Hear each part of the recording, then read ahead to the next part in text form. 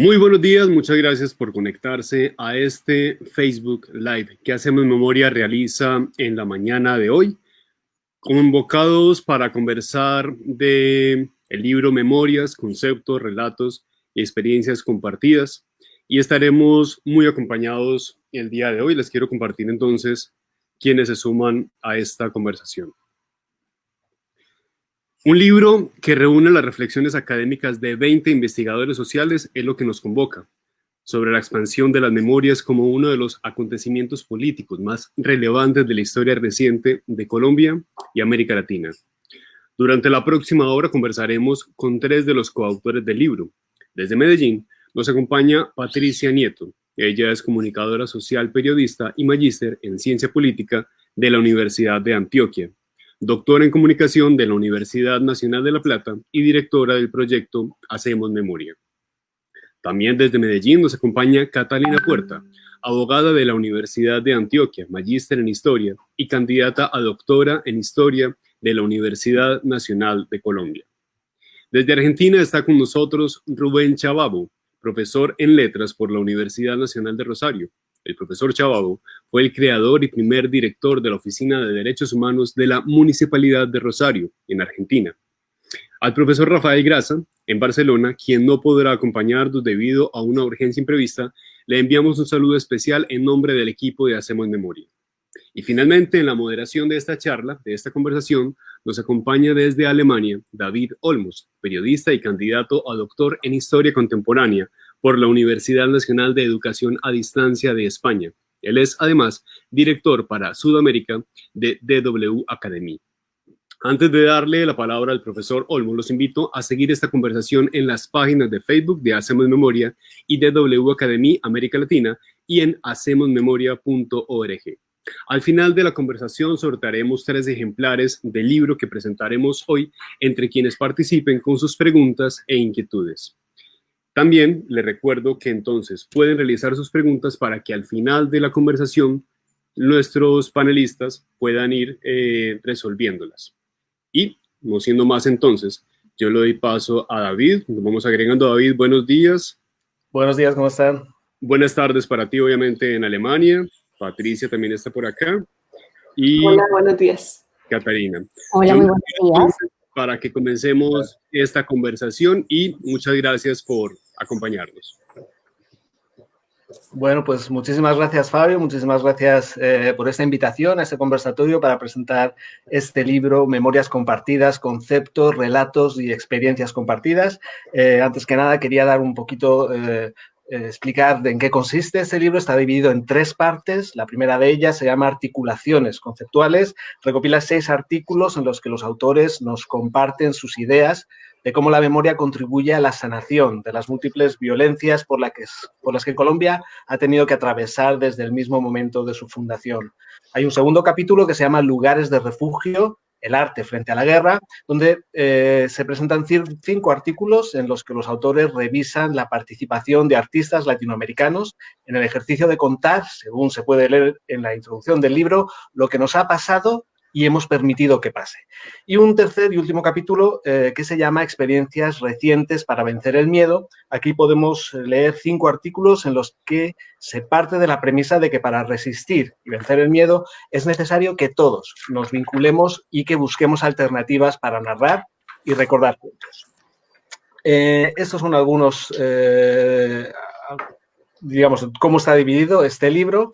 Quisiera comenzar a hablar y preguntarle a Patricia Nieto, que además de ser la directora del proyecto Hacemos Memoria, es editora académica de este libro y junto con Jovan Camilo Hernández, ella hace uno de los capítulos que lleva el título El periodismo y sus trabajos por la memoria. Pero antes quería preguntarte, Patricia, ¿en qué contexto y de dónde surge la idea de la publicación de este libro? Bueno, David, gracias por acompañarnos. Pues me parece importante decirles que hace ya 5 años nosotros empezamos a construir un proyecto que empezamos denominando Hacemos Memoria de una manera muy coloquial, de una manera rápida, como ahí en la oficina, y cuando llegó el momento de ponerle un nombre, pues ya no había manera de buscar otra manera de llamarnos. Entonces, Hacemos Memoria lleva 5 años trabajando con los periodistas de la región antioqueña y de algunos otros lugares de Colombia en un proceso de formación, porque pensamos que el momento que vive el país requiere una prensa más especializada y mejor preparada para narrar lo que podríamos llamar la transición, o por lo menos lo que viene después de la firma de los acuerdos del gobierno con las FARC. Digamos que en ese contexto de proyecto universitario en el que hay muchas líneas de trabajo, hay uno muy importante que es un diplomado en memoria que ha tenido diferentes apellidos, y es de ese diploma de donde sale la idea de recoger lo que personas como Rubén, Catalina y otros profesores han compartido con nosotros en ese escenario, que ha sido presencial, ha sido digital, y que ahora tiene pues esta publicación que nos permite compartir con mucha gente las reflexiones que ellos han hecho en forma de ensayo. O sea, no son clases, no es un manual, no es la transcripción de sus disertaciones, son unos ensayos muy puntuales de aspectos que ellos han querido escoger de su clase, digamos, de lo que ha sido su curso. Sí, efectivamente no es una transcripción de las clases. Yo he podido leer los artículos, la verdad es que son muy interesantes. Quería, Patricia, si quieres un poco hablar sobre tu artículo del que eres coautora, que es El periodismo y sus trabajos por la memoria. ¿En qué medida puede el periodismo ayudar a la construcción de una memoria o memorias colectivas?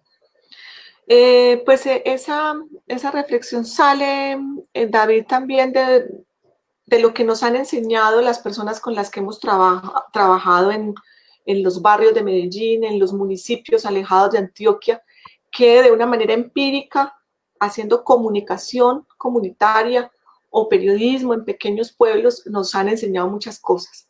Entonces ellos, más lo que pasaba en Colombia, nos obligó a hacer una reflexión de cómo el periodismo se puede vincular a la memoria, y decidimos utilizar el término trabajos porque consideramos que es una acción deliberada.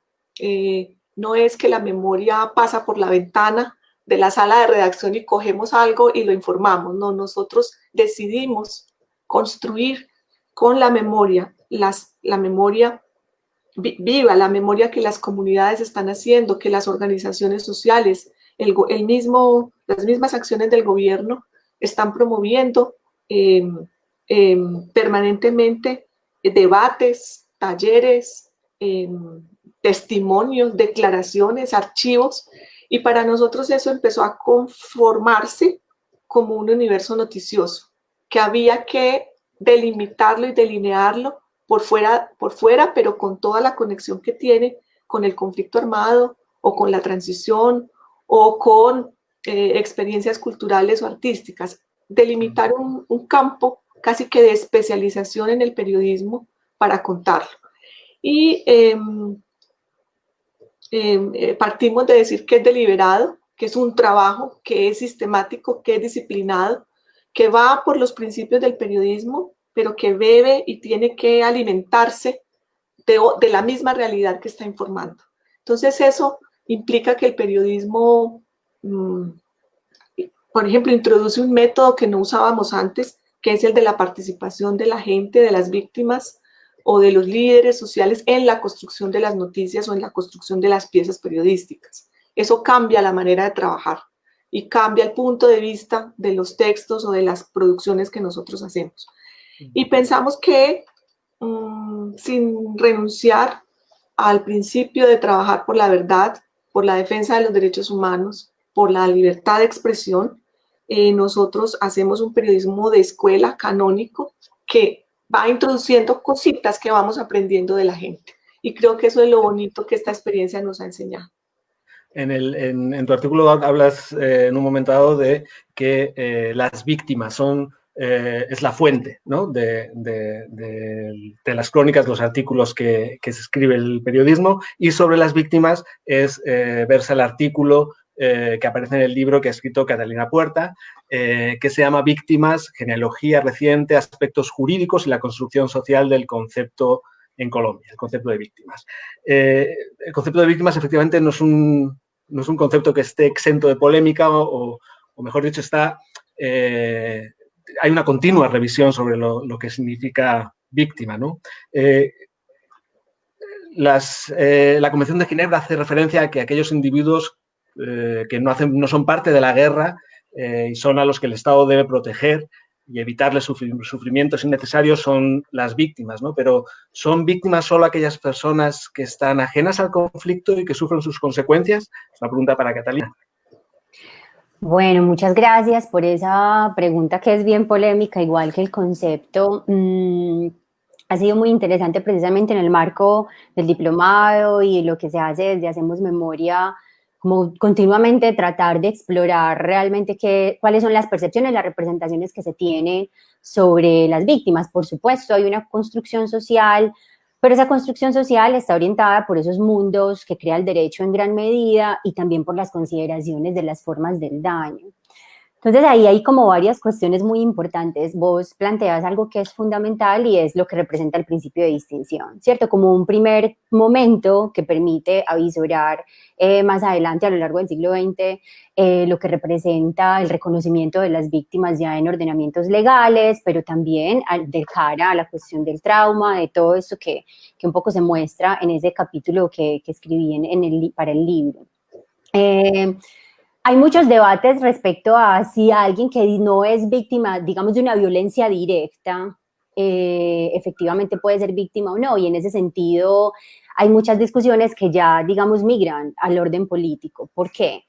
Porque hay condiciones políticas, sociales, por supuesto económicas, en las cuales el conflicto permite, digamos, diferenciar el tipo de efectos que la violencia misma tiene. Entonces, en un caso como el colombiano ha sido muy polémico porque algunas personas, incluso en el discurso oficial, de cara a toda la construcción del enemigo interno, que es una de las cuestiones que caracteriza lo que experimentamos en el presente, por ejemplo, respecto a la crisis humanitaria que experimentamos. La crisis humanitaria en Colombia no ha cesado.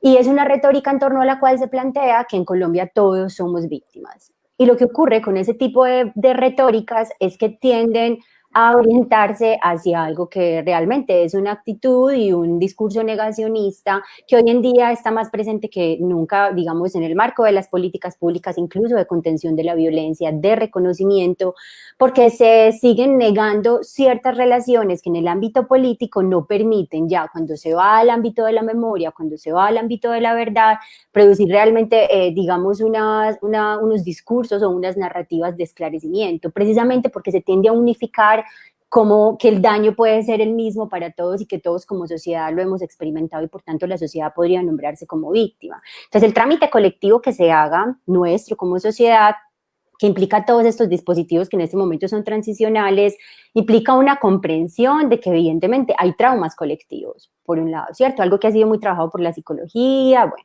por la sociología, pero la cuestión es que hay que identificar en un contexto como el nuestro, donde las condiciones estructurales que produjeron el conflicto armado no han cesado, de dónde realmente provienen ese tipo de responsabilidades y por qué es necesario, además de ser un imperativo ético, un imperativo moral, por supuesto, el reconocimiento es de que son sectores poblacionales que sistemáticamente han sido dañados precisamente por las condiciones estructurales que experimentamos. Cuando eso no se reconoce habitualmente es cuando se dice que todos somos víctimas.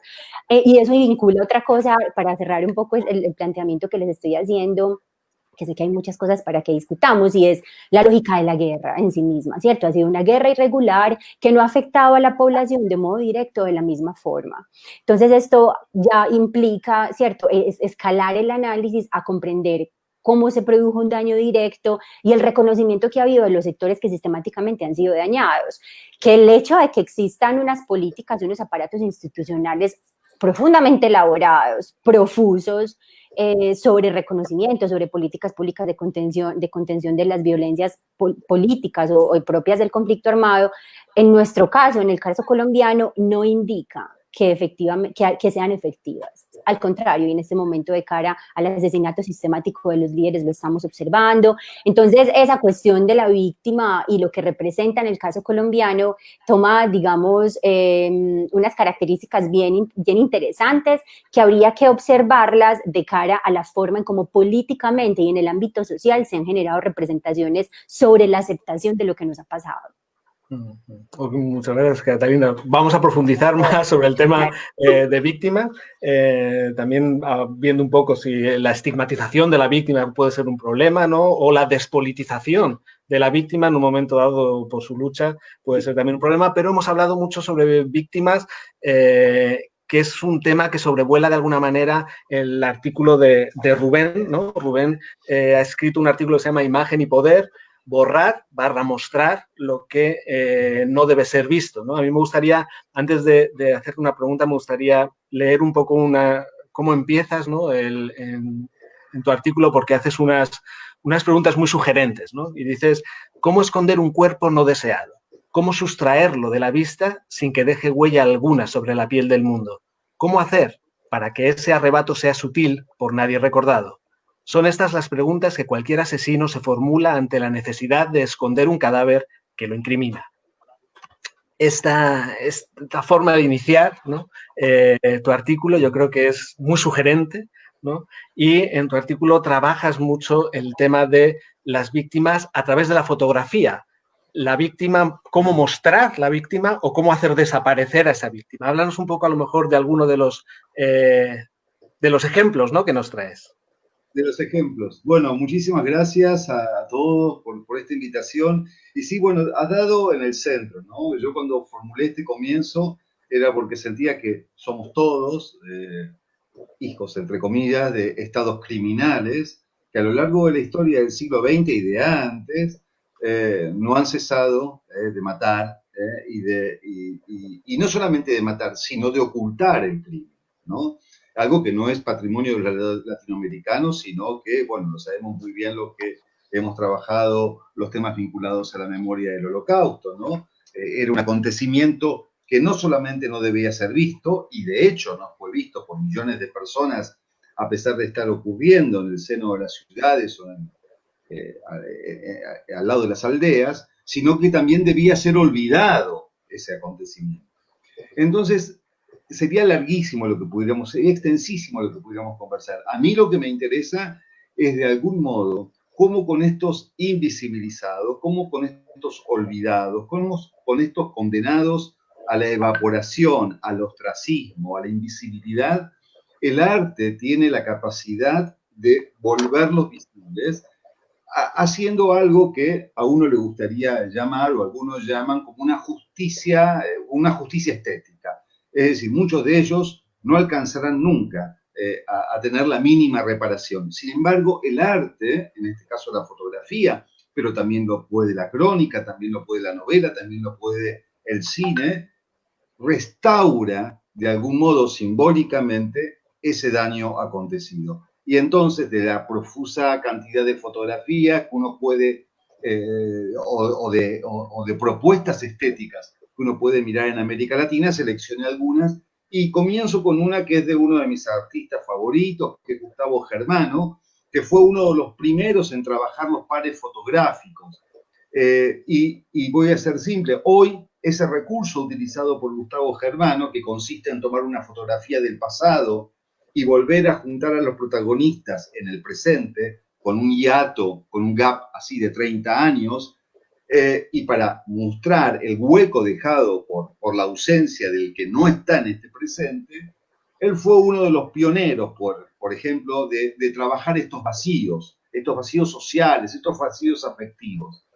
Y a mí me parecía no solamente que él lograba, de algún modo, darle visibilidad a aquello que intentó ser ocultado por el poder criminal de nuestras dictaduras, sino que lograba condensar de manera maravillosa, como lo sabe hacer la estética, cuando es muy buena y cuando logra su efecto, aquello que tantas veces es difícil de ser transmitido. Y esto quiero decir, muchas veces para las nuevas generaciones, aquellas que no son contemporáneas a los hechos, explicar el concepto de desaparición forzada, por ejemplo, o de exterminio, se hace muy difícil, se hace muy complejo y exige la lectura de enormidad de páginas para que alguien... Sin embargo, en el trabajo con alumnos, en mi propia experiencia, me he dado cuenta que el arte y la fotografía y el cine y la crónica y la novela permiten a veces en una sola página, a veces en una sola línea, permitir comprender, si pudiera ser el concepto, es discutible, qué es aquello que de tan abominable y de tan terrible a veces se sustrae a la posibilidad de ponerle palabras, ¿no?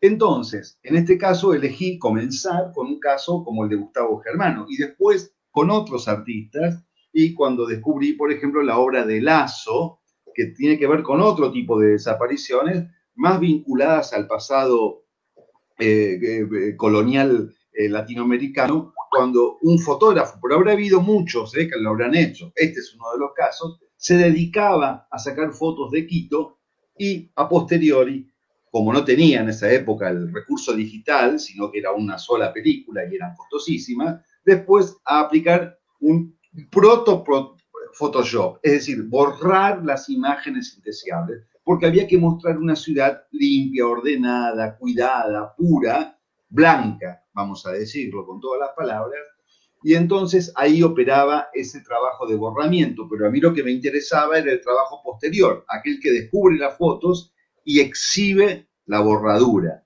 No exhibe el rostro y el cuerpo de aquel que fue anulado, sino la marca, la cicatriz que ha dejado aquel que intentó borrarlo de la existencia concretamente. Nada, para cerrar un poco tu pregunta, que da para un seminario, ¿no? Obviamente, a mí me fascina poder ver de qué manera, poder observar o detectar de qué manera las imágenes, ¿no? Pueden ayudarnos a restaurar la voluntad de olvido, ¿no? Para buena parte de nuestras sociedades. El caso colombiano está saturado de excelentes artistas que bajo otras modalidades lo hacen de manera increíble, ¿no? Traer imágenes olvidadas o borradas y exhibirlas en lo público. Me refiero a Beatriz González con los columbarios en el cementerio, Erika Dietes con sus relicarios, digamos, son operaciones estéticas, ¿no? Que como, cierro con esto, que como dice Rancière, ¿no? Permiten establecer una conexión entre los hechos para volverlos inteligibles, ¿no es verdad? Y es maravilloso cuando eso se produce en el campo artístico. La narrativa visual siempre es algo espectacular, ¿no? Y algo que nos llama siempre mucho la atención y nos conmueve mucho, ¿no? Hablando de narrativas, Patricia, en su artículo, habla sobre que la técnica que usa el periodismo, o que debe usar el periodismo para trabajar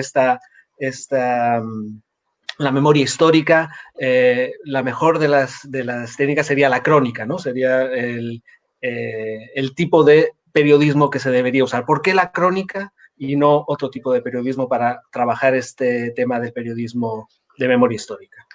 Sí, en las observaciones que hemos hecho en el equipo de Hacemos Memoria y bueno, también al calor de nuestros maestros,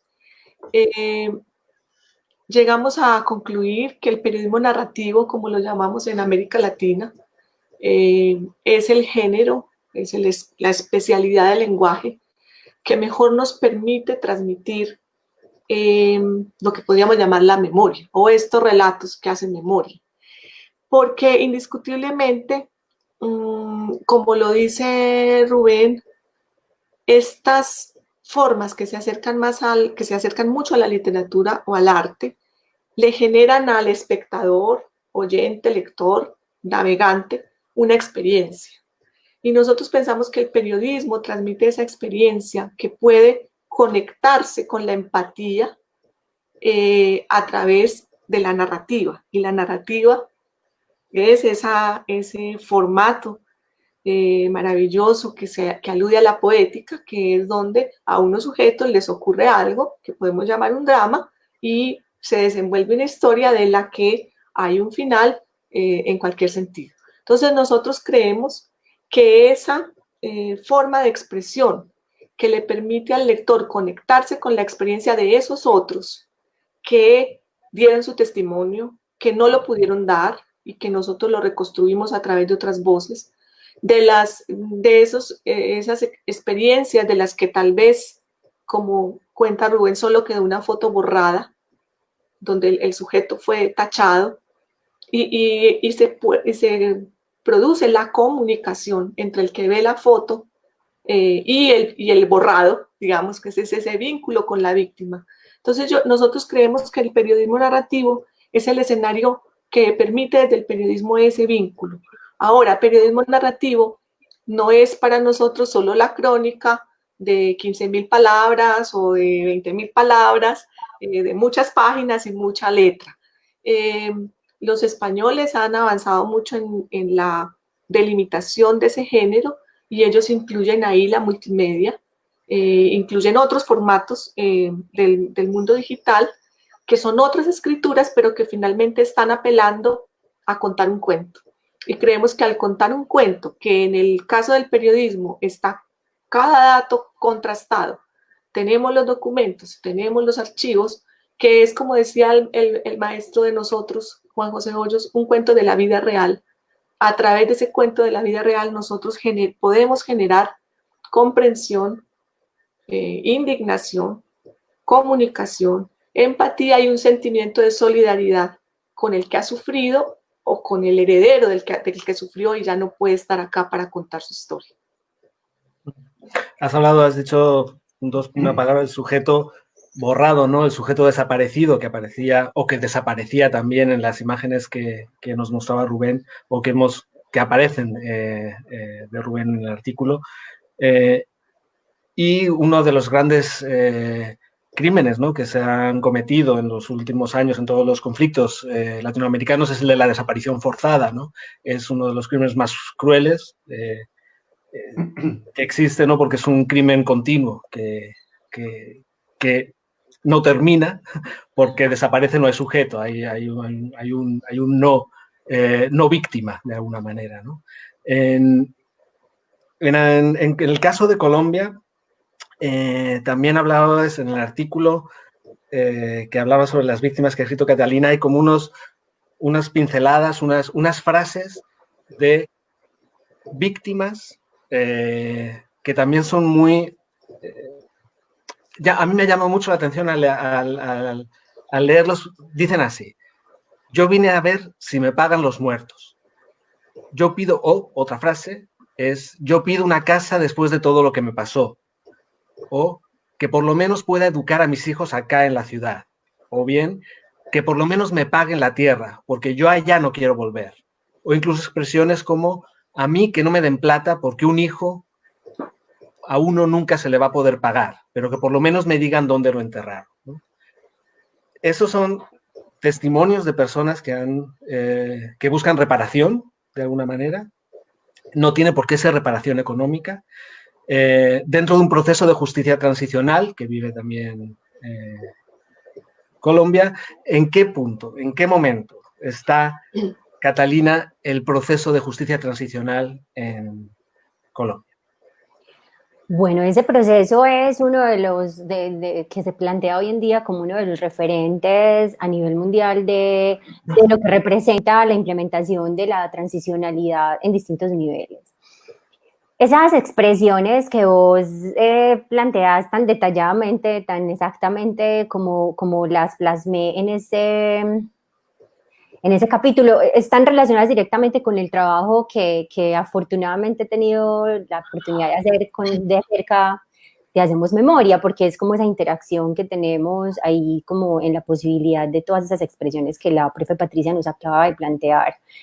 Esas expresiones, digamos que remiten a algo fundamental, y es que en el caso de los conflictos armados, como se han dado en los países que experimentaron regímenes de colonización, en Sudáfrica, en África, en distintos lugares, y en América Latina, especialmente en Centroamérica, Perú, los que hemos experimentado conflictos armados, están vinculadas directamente a cuestiones estructurales que impiden el avance de la consolidación de la democracia en distintos niveles.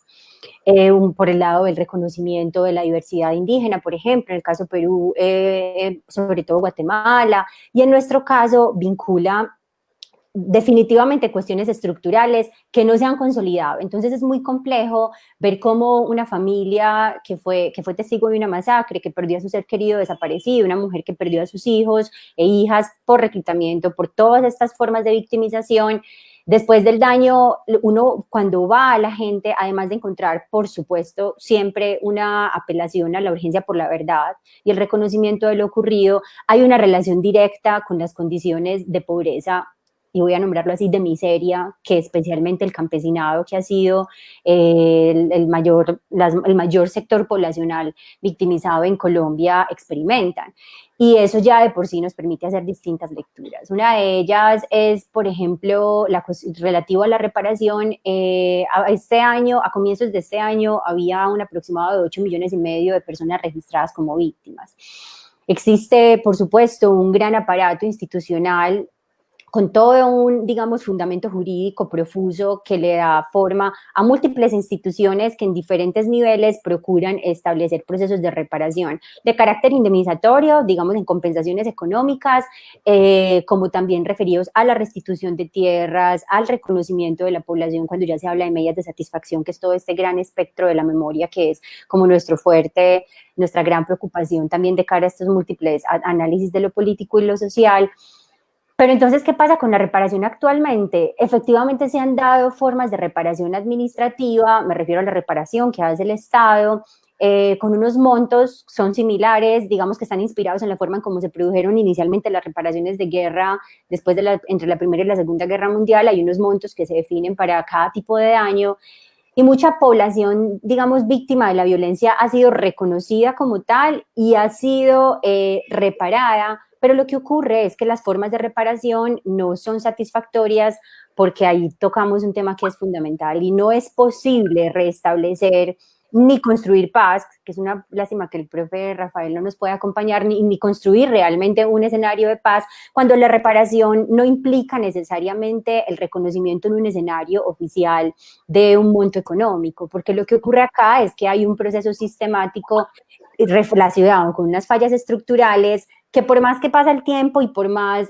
evaluaciones que se hagan de la cuestión, no han sido corregidos. Entonces, no sirve mucho para la población y para un proyecto nacional de reconfiguración de lo que somos como sociedad, entregar una reparación de 20 millones de pesos, un aproximado de $5,000, $6,000 a una familia que perdió su vida, ¿cierto? Y que se encuentra necesitando, además, que se le restituya la tierra, porque entre otras cosas el proceso de restitución ha sido prácticamente fallido en el caso colombiano.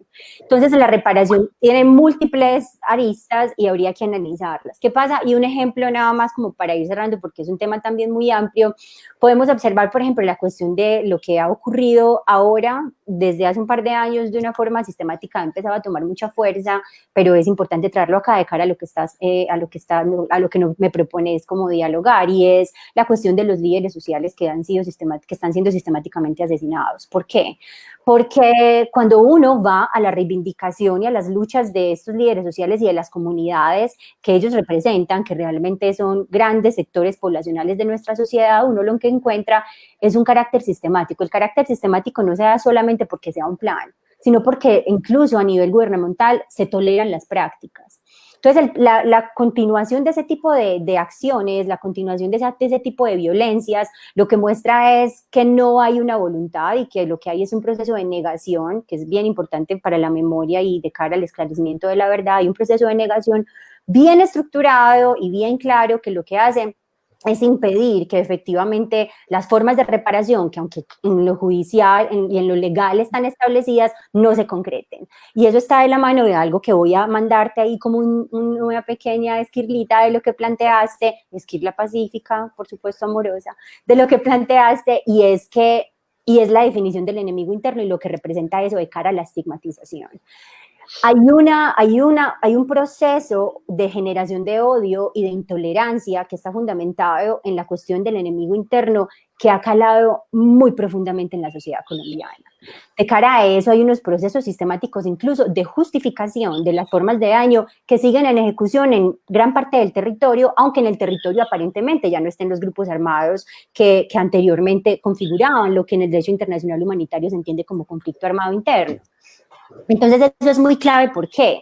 porque los grupos que subsisten en el territorio, aunque hoy se alega en el marco de la misma negación institucional y oficial que hay, esos grupos que permanecen en el territorio aparentemente no tendrían una orientación política, los grupos que se llaman derivados del paramilitarismo, producto del proceso de paz, esa fue la denominación que se les dio.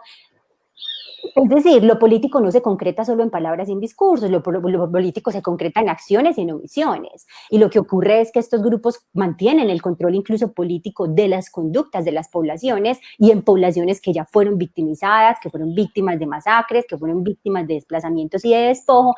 Entonces, mira que toda la cuestión de la reparación, por más que tengamos un escenario jurídico profundamente enraizado, incluso con carácter constitucional y reconocido a nivel mundial y que aparentemente en términos oficiales tiene ciertas cifras, no hay una realidad que se concrete en lo que debería ser realmente las garantías de no repetición, que es el cambio estructural que debe conducir a realmente no solo a nivel social, sino a nivel institucional, producir reconocimientos y cambios en las prácticas. Para cerrar, que sé que me estoy alargando mucho, hay una serie de instituciones que se encargan de esto, pero ¿qué pasa con eso? Son instituciones que están manejadas bajo redes clientelistas. Entonces, la eficacia de todas las acciones que se podrían llevar a cabo en pro de la población, en términos de reconciliación, en términos de recuperación, de restitución, de memoria incluso, quedan viciadas. Por ejemplo, las alertas de líderes que pueden ser asesinados no llegan a ningún lado a tiempo y entonces, y sin embargo no hay ninguna sanción cuando ese tipo de situaciones se dan, ni disciplinarias ni ningún nivel. Entonces es una cuestión que hay que revisar bajo diferentes parámetros.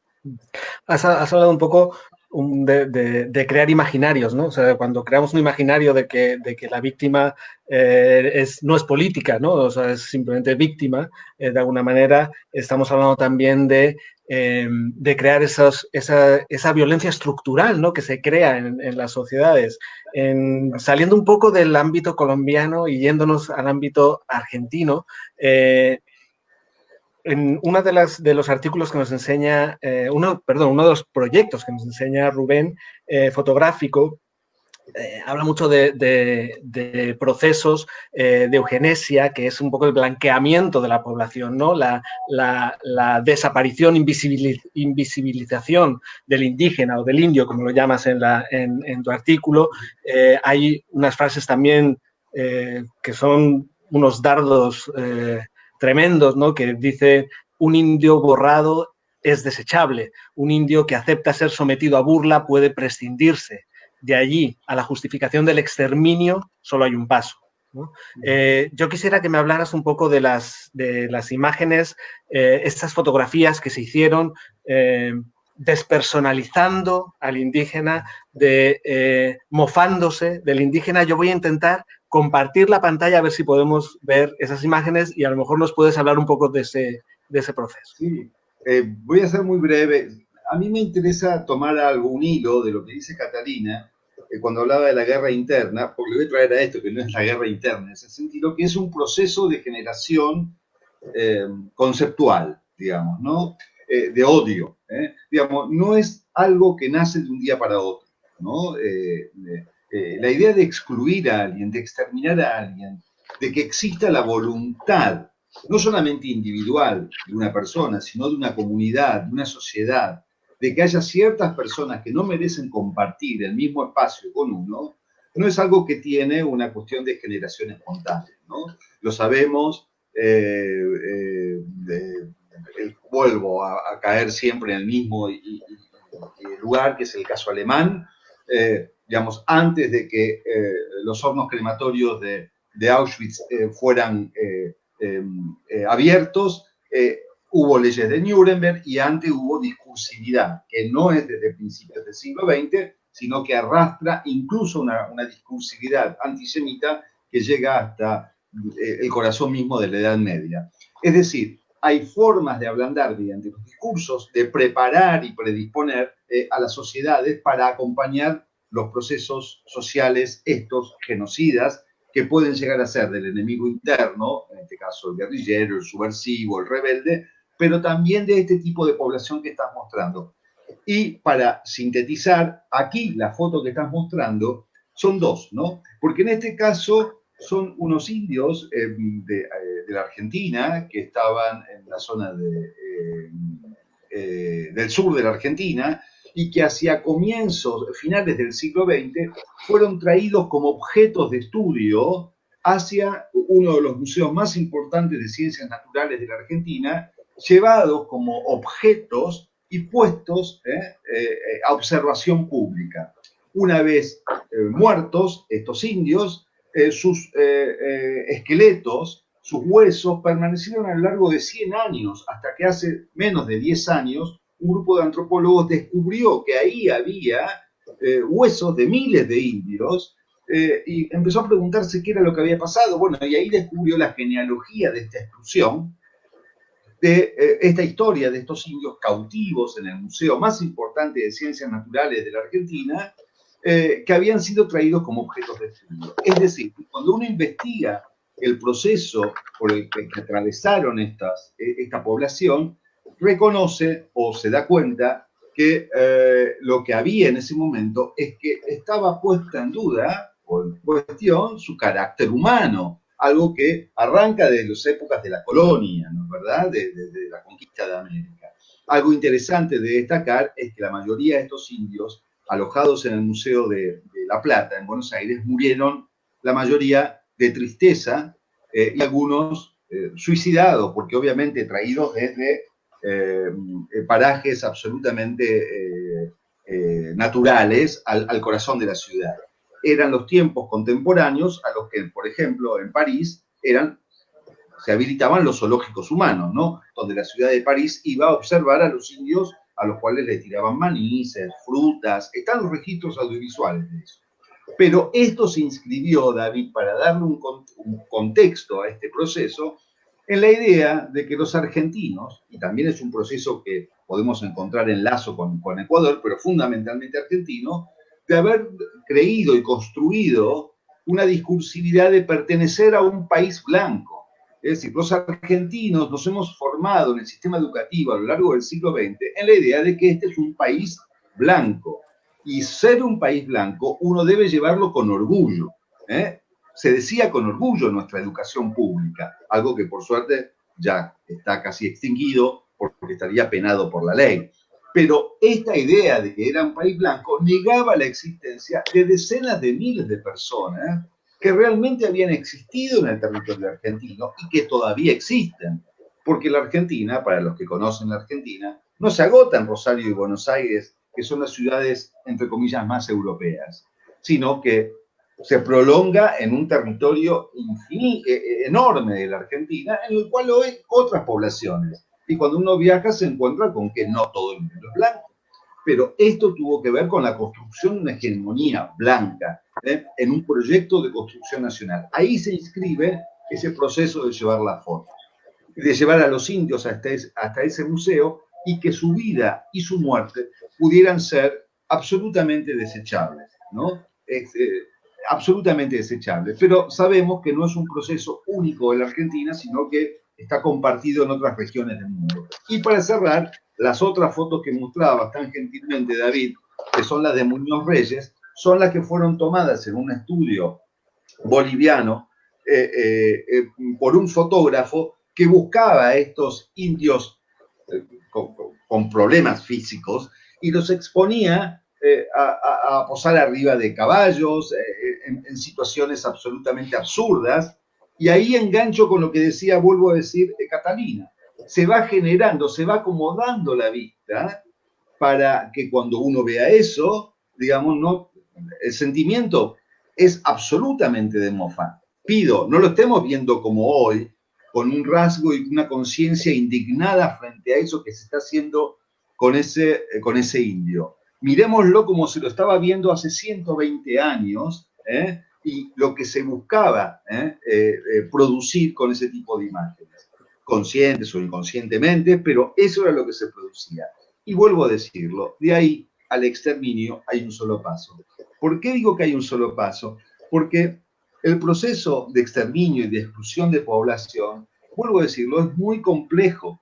Para que una sociedad esté dispuesta a aceptar con naturalidad que ese otro, que ese grupo social, cultural, político, étnico, como queramos llamarlo, sea excluido, necesita el desarrollo de un largo y sostenido proceso. Es decir, no es algo que nace de un día para otro. Y entonces, hasta que en determinado momento eso se quiebra, obviamente por la toma de la conciencia pública a través de determinada cantidad de procesos. Puede llegar a ser la revelación de un exterminio, o puede ser, tantísimos procesos. Estamos viviéndolo hoy en tiempos contemporáneos, que la muerte de Floyd en las calles de Estados Unidos, perdonen, no es excepcional, es una más de las miles. Bueno, hasta que en determinado momento, como se dice en psicoanálisis, se produce el capitoné. Esta dispara el nunca más y el punto de fuga a partir del cual una sociedad comienza a decir que no, ¿no? Pero antes de esa hubo otras. Ahora, para que se dispare ese arma sobre ese negro en las calles de Estados Unidos, y para que eso sea naturalizado, normalizado, aceptado, bueno, existieron años de preparación, de acostumbramiento visual, ideológico, y diría algo que decía Patricia, trae una palabra que es fundamental, la empatía con el otro. Nosotros podemos tener anulada nuestra empatía, porque el otro puede producirnos nada, y podemos tener educada nuestra empatía para sentir que el rostro del otro, diría Levinas, por ejemplo, o la piel del otro, nos está diciendo que somos semejantes y tenemos un mismo derecho a habitar este mismo suelo. Pero bueno, el trabajo sobre la empatía, el trabajo sobre la sensibilidad y entender que el otro es un ser humano con derechos, es un trabajo tan arduo y tan largo y tan complejo, aunque parezca increíble, como aquel que desarrollan los constructores del odio, y que también es un trabajo arduo, sostenido, y que también les ha llevado muchísimo tiempo. Vuelvo a decirlo, me parece que estas imágenes ponen en evidencia esos procesos históricos y sociales propios en este caso de América Latina, pero cuando uno los rastrea los encuentra en tantos lugares. Cierro con algo, nada más un dato, ya que estás en Alemania, David. Vos sabés que hace unos años atrás, hace 10 años, se encontró dentro de los huesos, de los cuerpos en el Museo de la Plata, el de una niña, la Damiana, y entonces empezaron a investigar, le faltaba el cráneo. Descubrieron que estaba en Berlín, porque se lo habían llevado a investigar a Berlín. Y entonces, junto con la comunidad indígena sobreviviente, se logró. Berlín repatrió el cráneo, se juntó con los huesos del cuerpo de la Damiana que estaban en La Plata y se los devolvió al lugar de donde hace 120 años había sido sustraído. Un acto simbólico de reparación que no me parece menor. Un acto simbólico, tú lo has dicho claramente, porque se necesitarían muchísimos actos simbólicos de este tipo para poder crear una reparación real hacia todo lo que se ha sufrido a través de los conflictos armados que ha habido y a través de todos los procesos históricos que ha habido en Latinoamérica, por supuesto. Una de las cosas de las que hablaba Rubén es esta... se necesita crear una imagen, o se necesita crear una imagen de mofa o ayuda a crear esa invisibilización. A través de los medios de comunicación se consiguen ese tipo de cosas también. Los medios de comunicación crean imaginarios, ¿no? Y ahí es un poco donde yo creo o interpreto un poco del artículo de Patricia también, ¿no? Que el periodismo de memoria histórica tiene unas premisas un poco diferentes al periodismo tradicional o al periodismo que podemos encontrar en los medios de masas, ¿no? Porque tiene una función de crear un ambiente, de buscar la paz, ¿no? De buscar soluciones. ¿Tú crees, Patricia, que el periodismo de memoria tiene cabida en los medios de masas actuales, o es un periodismo circunscrito, enclaustrado en las aulas de las universidades o para un público ya convencido? Sí, yo creo que este tipo de periodismo, digamos que en los medios grandes a los que vos haces referencia, se acostumbra a hacer alusiones cuando hay conmemoraciones, alguna fecha que trae necesariamente una portada, aludiendo más que todo a las conmemoraciones. Y lo otro es que también estos medios son muy amantes de los números como el gran dato, que es importante cuando uno dice desde la firma del acuerdo de paz en Colombia hasta hoy, pues han asesinado cientos de líderes sociales, cientos, no estoy exagerando. Entonces esos números dan un impacto y obviamente tienen una función de golpe en un titular, pero luego ¿qué hacemos con eso? Y es ahí donde la mayoría de los medios tradicionales asociados a grandes empresas o a grandes conglomerados no van a hacer un trabajo paciente, porque esa es una característica muy especial de esto, es lento, es paciente, es como cuidar también, como si estuviéramos cuidando una huerta o cuidando un rebaño, porque hay que abrevarlo, hay que alimentarlo y hay que dejar que esos relatos se vayan consolidando. No es un periodismo rápido. Creo que se está haciendo en una combinación muy interesante de periodistas con comunicadores empíricos o digamos propios de las comunidades, en alianza con las comunidades, y en ese sentido yo diría que todavía es de nicho, que nuestra meta, por ejemplo, en Hacemos Memoria y en la red de medios aliados es que ese nicho se extienda, no porque particularmente cada medio se infle y se vuelva algo inmanejable, sino porque la red de medios interesados en la memoria se fortalezca en el país y digamos que en ese trabajo de colaboración podamos mantener el tema en la opinión y en el debate. Es muy importante la energía y la convicción con la que las comunidades trabajan. Yo creo que las mujeres, y yo creo que esto también tiene una alta dosis de femenino, no quiero decir no hombre, sino femenino en su mayor expresión, es propio de este periodismo ese rasgo, que además de ser narrador o de ser contador es cuidador, porque no queremos ni generar daño en la gente ni generarnos daño a nosotros. Los periodistas somos un grupo que ha sufrido mucho, que no aparece ese sufrimiento, rara vez se cuenta, no se enuncia ese dolor o esa victimización nuestra. Entonces es cuidar y cuidarnos. Creo que pues es bueno decir en esta charla que este proyecto vive porque recibe dinero de la cooperación alemana. Y eso no es solo un dato para la transparencia de esta charla, sino también para significar que desde adentro del país es muy difícil hacerlo. O sea, que un gran medio como los que vos señalás aporte un dinero o haga una sección específica para esto, creo que no existe en algunos financiados o financiados por el aparato que Catalina mencionaba ahora. O sea, hay un gran aparato institucional de la transición con organizaciones legales de memoria, de derechos humanos que nacieron del acuerdo y que son promotores de la información del conflicto y de la memoria, pero están vinculados al Estado. O sea, dependen de esa pauta o dependen de que estas instituciones de la transición necesitan tener espacio público, y entonces ahí entra una cosa que es más de relacionamiento entre la institucionalidad de la transición y los medios.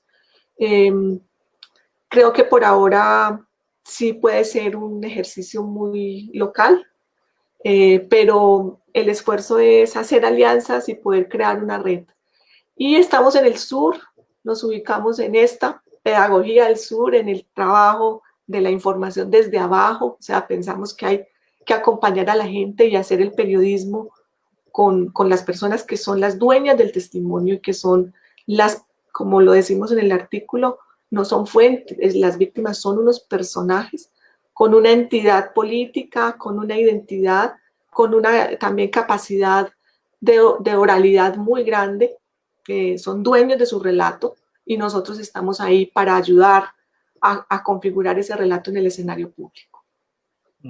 Hay un debate muy grande que también podríamos entrar, y es si la cooperación internacional marca la agenda de alguna manera a través de la financiación, ¿no? Pero no vamos a entrar en ese debate ahora mismo. Han llegado algunas preguntas a lo largo de este conversatorio que estamos teniendo, que para recordarles estamos presentando el libro que el proyecto Hacemos Memoria ha presentado, que se llama Memorias Compartidas, Conceptos, Relatos y Experiencias Compartidas, ¿no? Quería pasar entonces el testigo a Fabio, que ha estado pendiente un poco de las preguntas y de la interacción de los iba a decir televidentes, yo no sé cómo se llaman hoy en día, de los invidentes tampoco.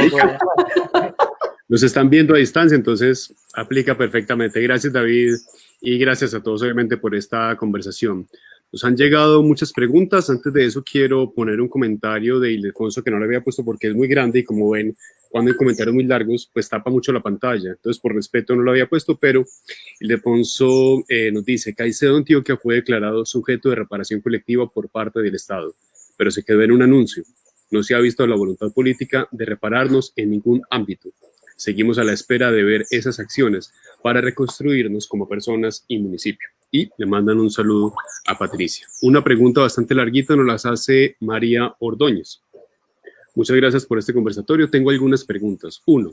¿Cómo podemos pensar desde la idea de justicia y reparación el trabajo periodístico que vincula de forma colaborativa a las comunidades, por un lado? Y por el otro, ¿qué tipo de conocimientos y prácticas hacen parte de estos procesos? Y 3, se extendió María bastante. ¿Cómo hacemos que estos proyectos sean para ellos o ellas no solo procesos de resistencia, como lo hacen en su vida cotidiana, sino procesos restaurativos? Entonces, tenemos 3 preguntas realmente. No sé quién quiera darle respuesta a María. Yo creo que también por la diversidad de preguntas creo que podemos distribuirlas. Creo que las debo dejar para que las tengamos frescas. Es posible que sí, yo creo que sí. Quizás la primera podría Catalina responderla. Si nos la vuelves a poner, por favor, sí, Fabio, claro, para que la podamos ver otra vez. Sí. ¿Cómo podemos pensar desde la idea de justicia y reparación el trabajo periodístico que vincula de forma colaborativa a las comunidades? El trabajo que se hace de ese modo, digamos, el trabajo que Hacemos Memoria es un trabajo decisivo y de entrada es un trabajo incluso que es eminentemente reparador. Es decir, por eso no es fortuito que, entre otras cosas, el acuerdo de paz se dirigiera en uno de sus capítulos precisamente a trabajar la cuestión de las comunicaciones y de la apertura del espectro para darle posibilidad a las comunidades a tener emisoras, a tener medios de comunicación que no estén monopolizados, porque eso hace parte también del otro gran escenario de negación que les planteaba. Entonces, definitivamente el trabajo que se hace desde estas formas innovadoras de hacer periodismo de cara a la realidad, ¿sí? A la crueldad, pero también de un modo, por supuesto, como la propia Patricia ya nos lo ha explicado también, y que se hace en Hacemos Memoria desde hace un tiempo, es reparador para las comunidades, porque al fin y al cabo las comunidades están inmersas sistemáticamente en un proceso de silenciamiento, no solo por la estigmatización del campesinado y de las personas que han sido señaladas, amenazadas continuamente y que ya fueron víctimas, por estar amenazadas lo son, sino porque además es la voz que directamente puede interpelar, expresar, y además la forma en cómo se trabaja en Hacemos Memoria es de dar una voz directa, es también de representar esas voces en su propia comprensión de los universos del daño. Entonces es eminentemente reparador, y en términos de una cuestión de, digamos, de justicia social y de esas múltiples justicias que emergen de cara a esas luchas políticas y sociales, es reparador, y la continuidad de la posibilidad del trabajo es una forma de reparación, porque de hecho el trabajo de Hacemos Memoria es un trabajo de gestar puentes para la memoria, ¿cierto? Continuamente. Y de también aportar a los procesos en los que las comunidades están pidiendo también ser acompañadas para llevar sus verdades y sus memorias a otros lugares. Entonces es eminentemente reparador, como las múltiples memorias que surgen y persisten y son recreadas por las mismas comunidades. Entonces Hacemos Memoria es como un catalizador de eso, y también una escuela de alfabetización digital, de acompañamiento a las comunidades, de la continua voz. Entonces es eminentemente reparador de cara a lo que experimentamos en términos de conflicto armado, de violencia política y de los procesos de memoria. Perfecto. La segunda parte la puse por aquí para que no nos tape tanto, y es qué tipos de conocimientos y prácticas hacen parte de estos procesos. A ver, yo creo que puedo contestar un poco. Creo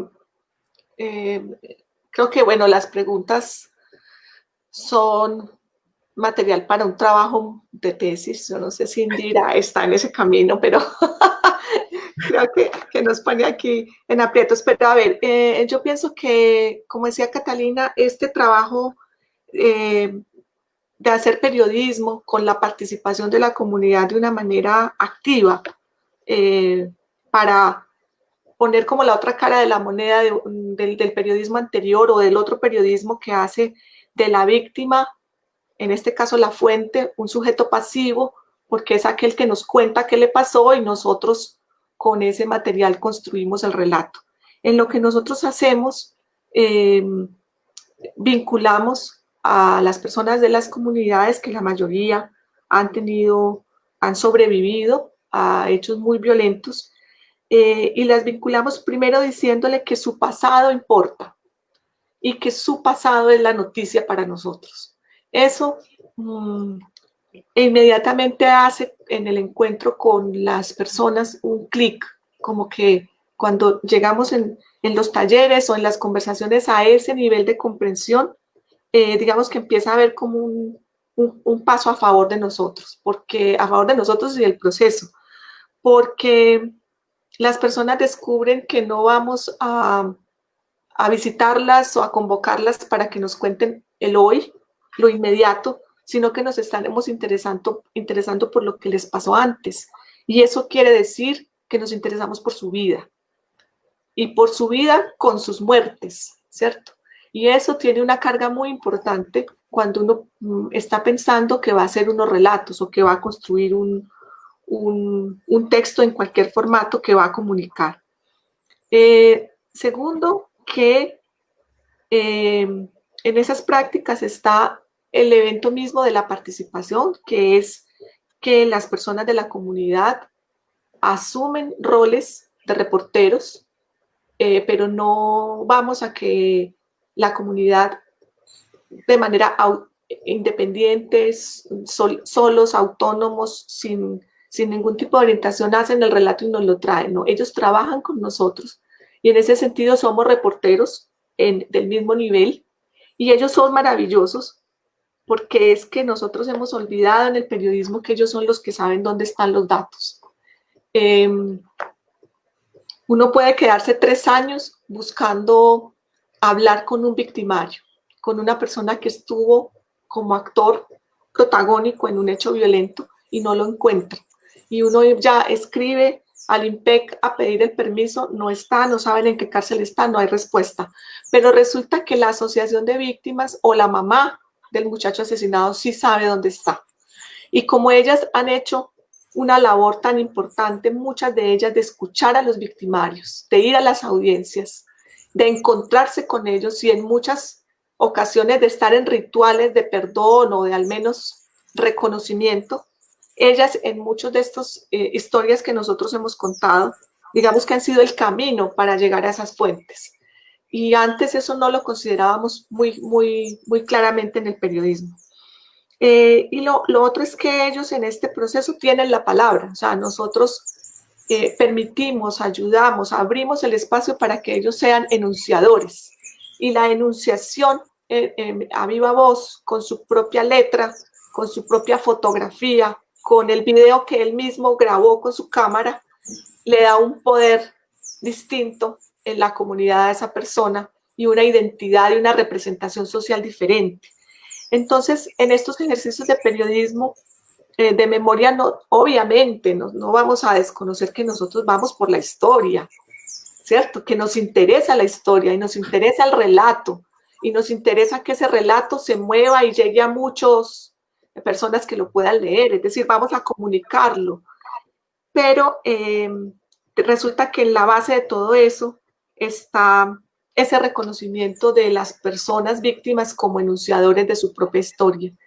Y cuando eso se hace en equipo, en grupo, y ellos logran compararse con otros del mismo pueblo que vivieron el mismo hecho, pero lo han narrado distinto, esa memoria se activa porque empiezan a comparar un recuerdo con otro, a contrastar, a confirmar, y el relato se enriquece tremendamente cuando esto sucede.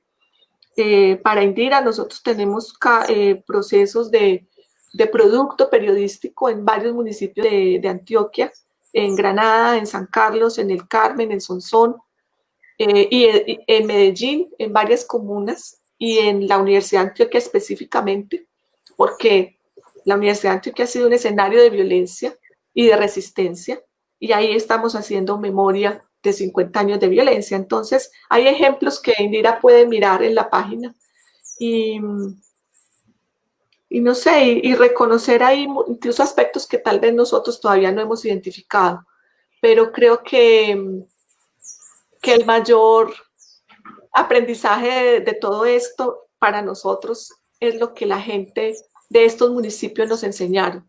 David sabe, porque conoce el proyecto desde hace mucho, que empezamos en Granada hace 5 años, y lo que hemos hecho es acumular ese aprendizaje, y ese aprendizaje es el que hoy llevamos a hacer memoria en la universidad. Es como a la inversa, es como que ellos nos dijeron, ojo, ustedes muy inteligentes vienen aquí a decirnos cómo contamos, y ustedes cuándo van a contar lo que les pasó, y nos pusieron ese reto de ser nosotros mismos, de reubicarnos a nosotros como víctimas, algunos como sobrevivientes, otros, en una comunidad también pequeña, porque la Universidad de Antioquia equivale a cualquiera de estos pueblos, pero a ponernos a nosotros también en el lugar de la enunciación, que es al que hemos tratado de llevarlos a ellos. Entonces ahí hay muchos cruces metodológicos y de interpretaciones con respecto a esto. Hay una tercera pregunta por parte de María también, y es cómo hacer que estos proyectos sean para ellos o ellas no solo procesos de resistencia, como lo hacen en su vida cotidiana, sino procesos restaurativos. Yo creo que de cierta manera la profe Patricia ya contestó la pregunta, entonces podemos avanzar. Nos dice Indira Mora nos pregunta: ¿el silencio por parte del gobierno en la atención a las víctimas del conflicto armado tiene un eco igual de ensordecedor y dañino que el de las balas? ¿Cómo hacer para que la lucha contra la violencia sea tema de todos los estados y no asunto de gobierno de turno que deciden de acuerdo a su ideología si apoyan o se alejan? ¿Quién se atreve con esta, esta pregunta? Muy buena pregunta.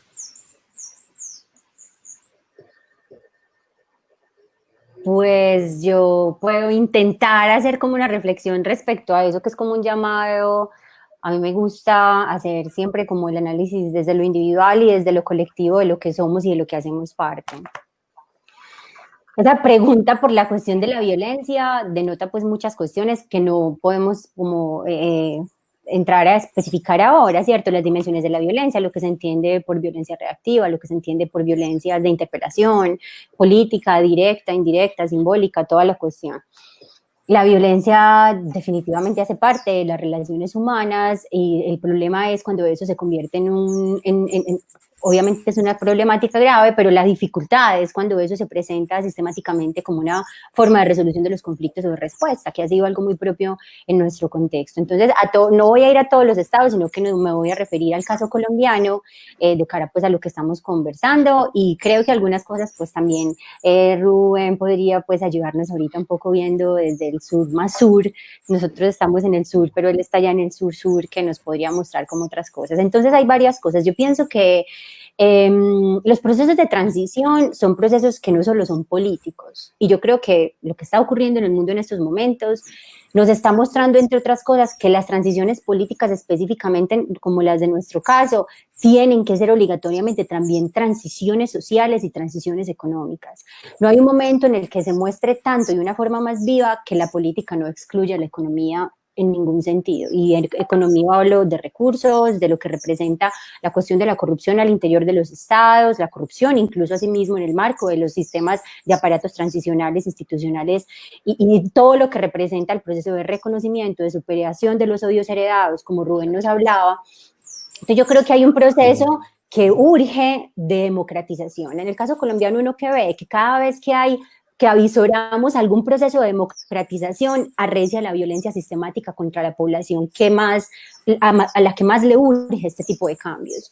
Entonces creo que el llamado es a comprender cada uno como individuo cuál es su lugar como en el espacio, en el tiempo, como sujeto histórico también, de cara a un proceso colectivo del cual hace parte, ¿cierto? Yo considero que debe haber un respeto mayor, un poco para referirme a Rubén, la cuestión indígena también, acá es algo muy complejo y que implica odios sistemáticos heredados, negación, las comunidades afrocolombianas también experimentan muchas formas de daño y más aún las múltiples formas de diferencia que realmente son diversidad. Entonces yo creo que hay que apostarle todos desde nuestra cotidianidad y comprensión, desde nuestros saberes, desde nuestros discursos, es a cómo realmente interiorizamos y dejamos que el carácter democrático de lo que puede ser realmente una apertura a la comprensión de la vida de otra manera nos atraviesa, y de cara a eso, en nuestros trabajos cotidianos, en nuestro dialogar, en nuestro hacer un poco de conciencia de cara a lo que representa el voto en una sociedad como la de nosotras, como la que nosotros tenemos, todas, en el mundo,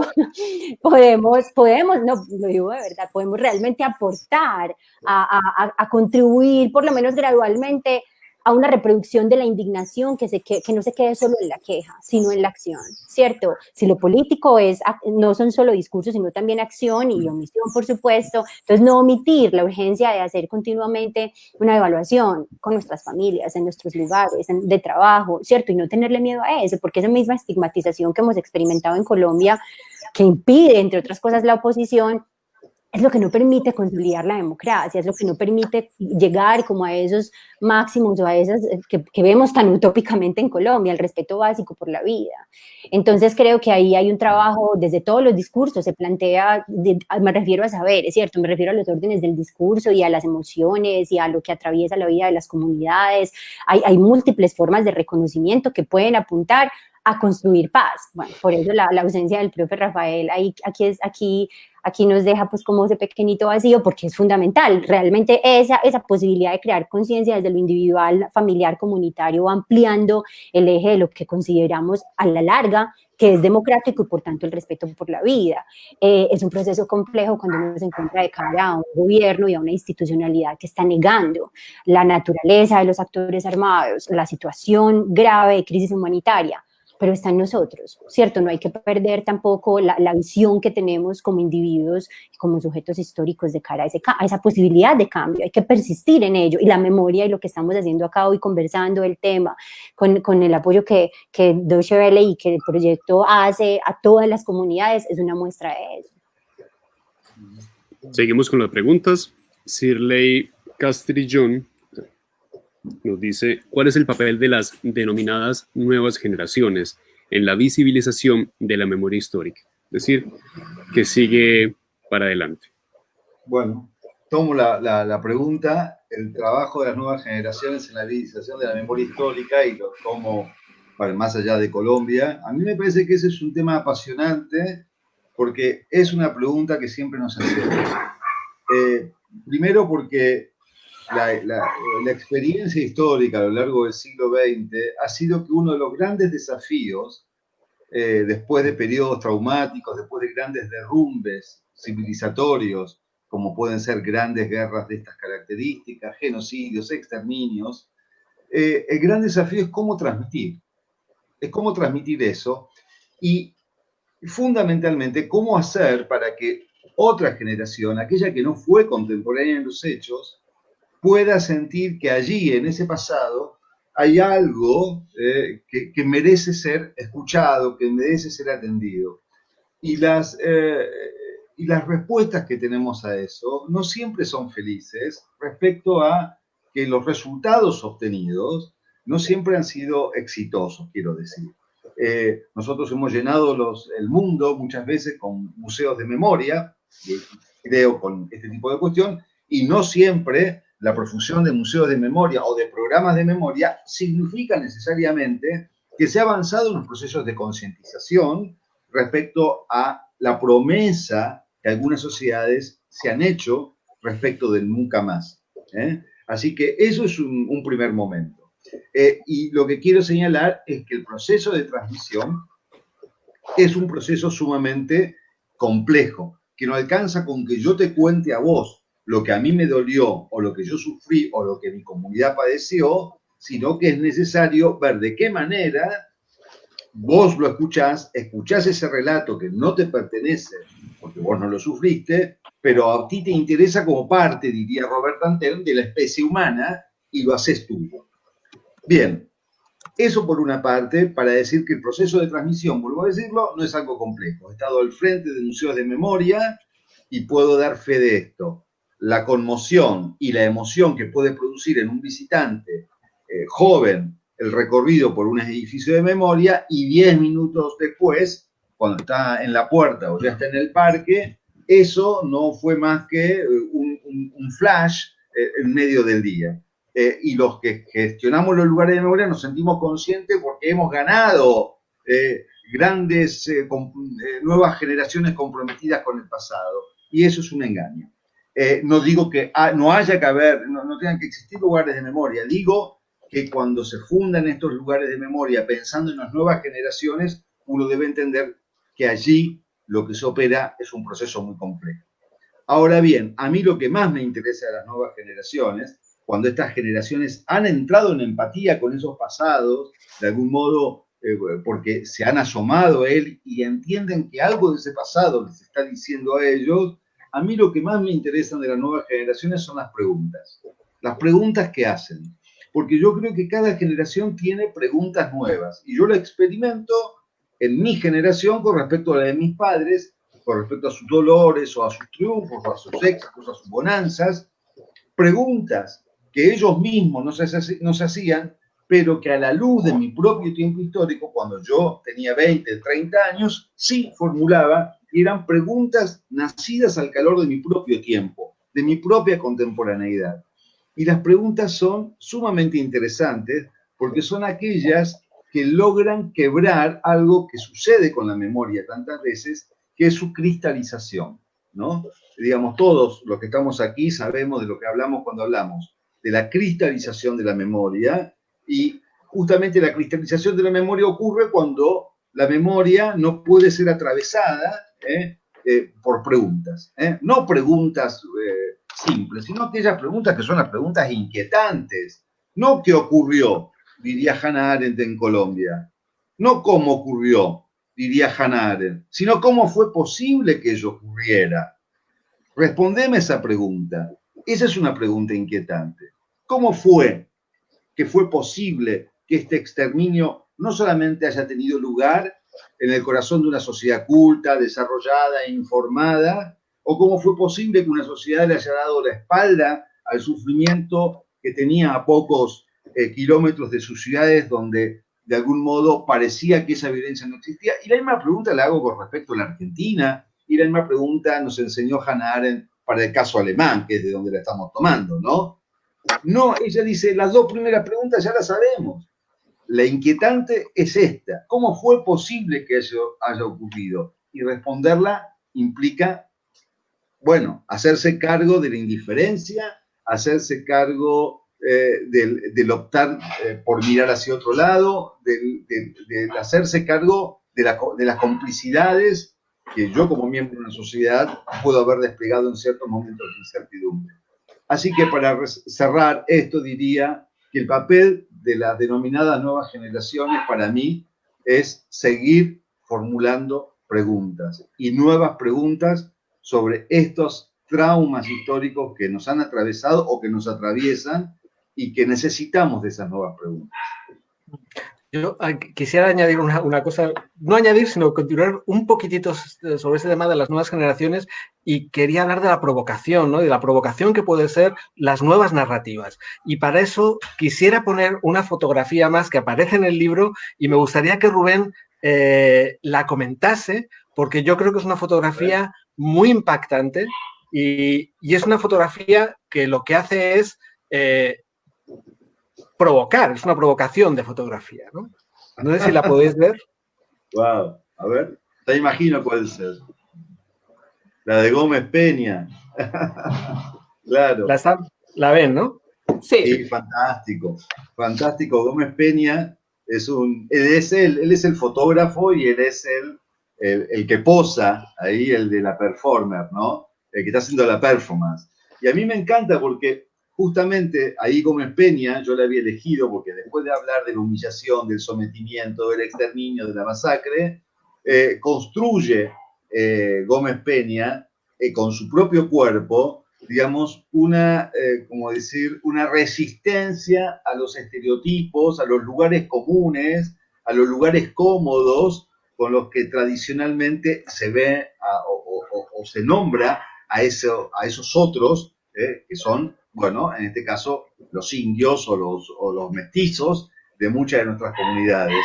Y él construye esta performance maravillosa, ¿no? Y otras también, posando con estas calaveras, calzando, digamos, una ametralladora que ya no es del siglo XIX, sino del XX, y es un indio desafiante que al mismo tiempo dice, yo soy indio y no soy indio, yo soy hombre y soy mujer, soy todo al mismo tiempo, y justamente porque esta fotografía está en el ensayo, en un lugar donde también dialogo sobre el tema de las fronteras, y donde de algún modo Gómez Peña se propone interpelar el concepto de territorio y también el concepto de frontera, cruzándolo, porque él es un tipo que vive cruzando fronteras entre México y los Estados Unidos. Yo los invito a que entren a buscar las fotografías de Gómez Peña en la web, las van a encontrar, son fabulosas, y gracias la invitación a hablar de Gómez Peña, porque él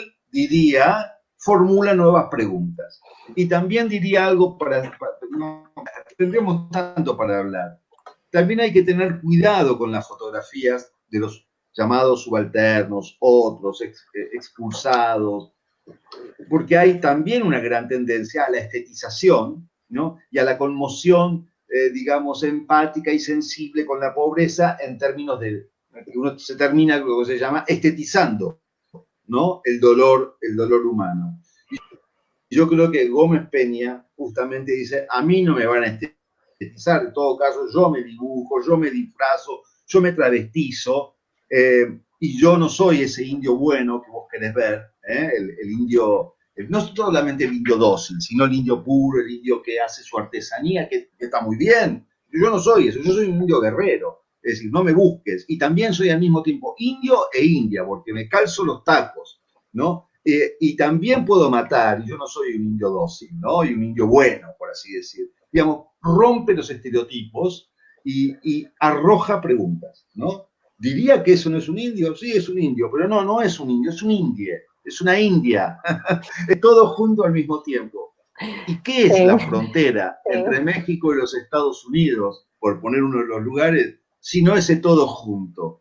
Esa impureza, esa mezcla, ese mix de lenguas, ¿no? De repertorios, de tradiciones, de costumbres, y que es, sino esa cosa fabulosa que son, en este aspecto, las fronteras, ¿no? Esos lugares de cruce. Me refiero porque tiene otro costado que yo también lo abordo en el trabajo, que es el que todos conocemos, que es el lugar monstruoso de la frontera, ¿no?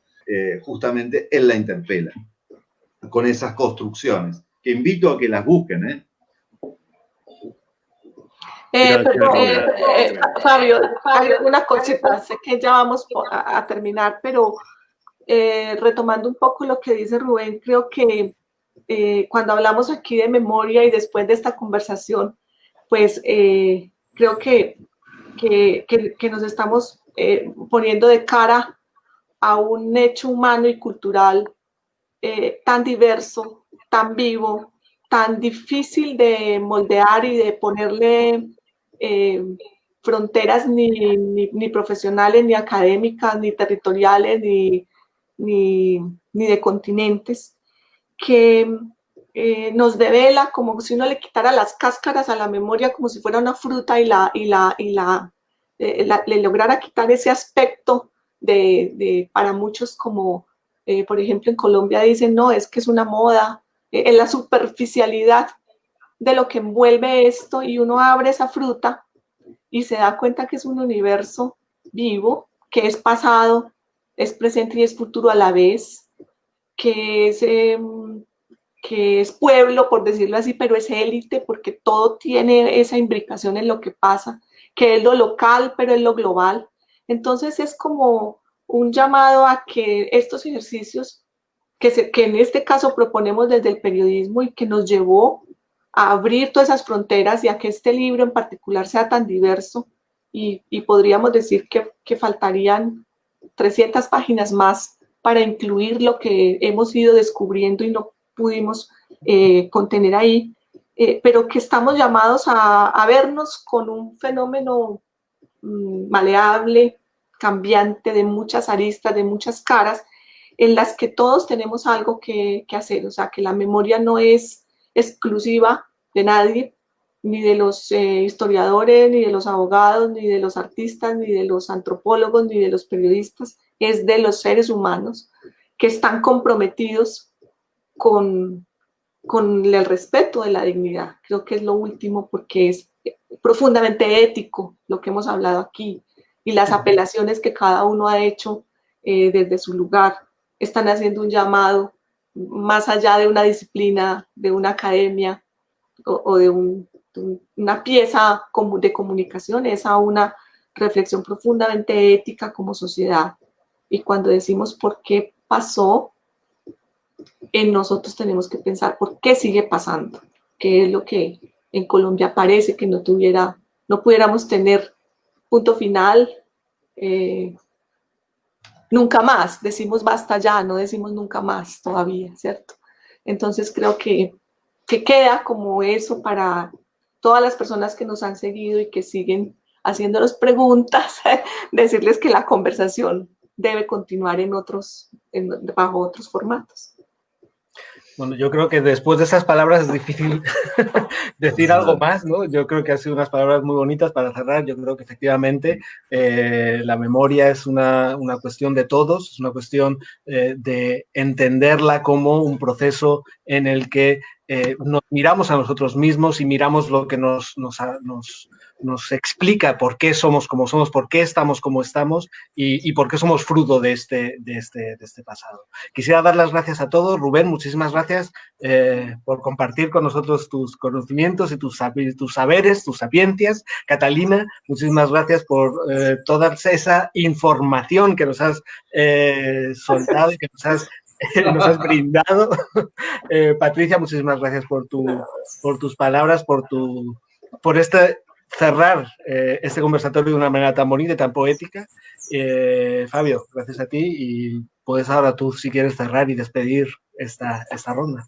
Claro que sí, no. Muchísimas gracias a ustedes, a quienes están conectados recién llegando y nos preguntan que si quedará grabada. Sí, en hacemosmemoria.org pueden encontrar la charla completa. Además, como en el Facebook Live de nosotros, Hacemos Memoria, va a quedar grabado en el timeline. Saben entonces, como les dijimos al inicio, que quienes participaran en la conversación entre Facebook y Twitter, pues tendrían un libro de Hacemos Memoria que se lo haremos llegar. Así que para dar transparencia a este proceso, Rubén, por favor, un número del 1 al 74. ¿Yo? ¿Sí? 23. El 23, perfecto. Catalina, un número que no sea el 23. Sí, claro, que no sea el 23. El 39. 39. ¿Y David? El 10. El 10. Perfecto. Entonces yo voy a pasar por aquí. Me dicen que el 23 es Marcela Ochoa, que el 39 es Ángela María Moreno Salazar y el 10 es Andrés Mateo. A ellos felicitaciones. A quienes quedan muy antojados del libro, pues invitados a ingresar a hacemosmemoria.org, donde encuentran el enlace para poderlo comprar y les llega a la puerta de la casa sin necesidad de exponerse a esta contingencia. No siendo más, muchas gracias nuevamente, en serio, por esta conversación, por permitirnos estos espacios de memoria, y a ustedes muy invitados a seguir conectados con todo lo que hacemos en Hacemos Memoria, y una feliz tarde. Hasta luego. Muchas gracias, hasta luego. Gracias.